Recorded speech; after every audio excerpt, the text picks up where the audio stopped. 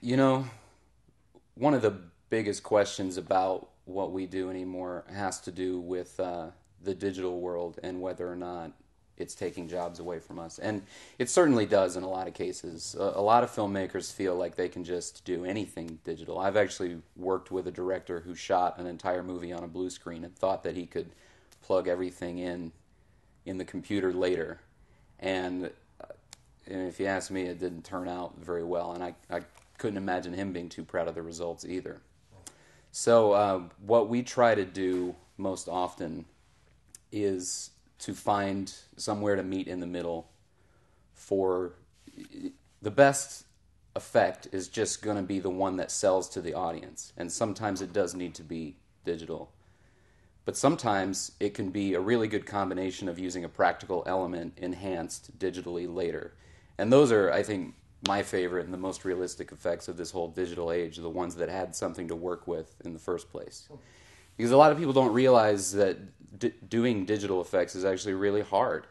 And people go to school for years and train themselves, and a lot of those people work for a long time before they ever get to a point where they could do it for a major movie and start making good money.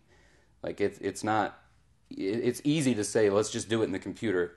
But when you go and sit down to a computer to do it, I've started to dabble in it myself. It's not easy. It's almost the same thing as building things from the ground up in a lot of cases. Mm-hmm. And sure, you can have little After Effects plugins like a gunshot or a smoke and things like that you can get away with easier, I think. And it's a better idea in some cases to do bullet hits and gunshots that way, just because the practical element, doing it on set, if you're getting a pyro guy involved and using explosive squibs, and then you have an insurance liability, and it doesn't always go right. I've seen professionals end up hurting people inadvertently just because it's such an unpredictable element. But I've seen people try to do things digitally, like have a decapitated head on the floor, and to me, it doesn't look very good because they'll have the actor lay down, and then they'll have two plates. They'll have the plate without the actor, and then they'll remove the body, and it looks pretty hokey in a lot of cases. Like, you still have to build the gore element underneath that we could do and make real, because it is real. It's there on set in front of you. And a person's dead, decapitated head shouldn't look like a fresh-faced actor that's still alive. You can see the pulse in their neck sometimes. But, people just have to work within the means that they have. Maybe it's going to be a lot easier for them to do something digital that way. I just don't think it gets pulled off all that well. I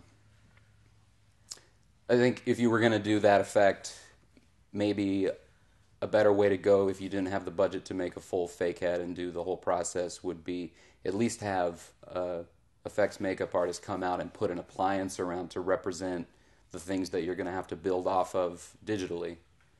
So at least you have something real to work from. Right. And then you can key around that. Yeah. But there are a lot of innovative people out there who have put up YouTube videos about how to do practical effects, like gunshot wounds and so on. And I guarantee you, for every tutorial you could find to tell you how to do an After Effects gunshot, you could find one just as well that you could do with stuff in your garage. Someone's put it up there and told you how to do it, and it looks great, and it's real. Right. It's a lot more fun to see it happen on set.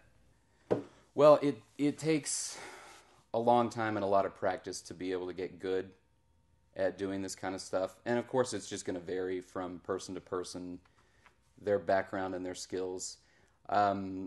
I've had calls from people who have looked at the tutorials, like how to cut someone's throat open, and they thought, well, okay, that looks pretty easy, but I'm also directing and acting and writing in the film. I just want someone to do it for me, not have to worry about it. So I'll get a call and I'll explain, okay, what you saw is a good DIY method for getting that done, but we can do it, 3 or 4 other different ways that could make it potentially even better for you. And then it starts to open their world up. So they're like, oh, I didn't realize it could be so much more, professional than what I saw. So again, it goes back to like, as a filmmaker, what is your goal? What do you need to see? And do you realistically think you're going to be able to pull off something that you saw in a tutorial online, or do you just want to hire a person who has a track record and can show you examples?